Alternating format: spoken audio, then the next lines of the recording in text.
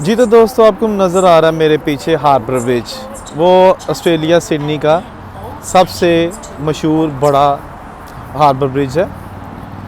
और इसके ऊपर से जो है ना वो दो ट्रेन्स आती हैं और बेहद वक्त दो ट्रेन के ट्रैक हैं।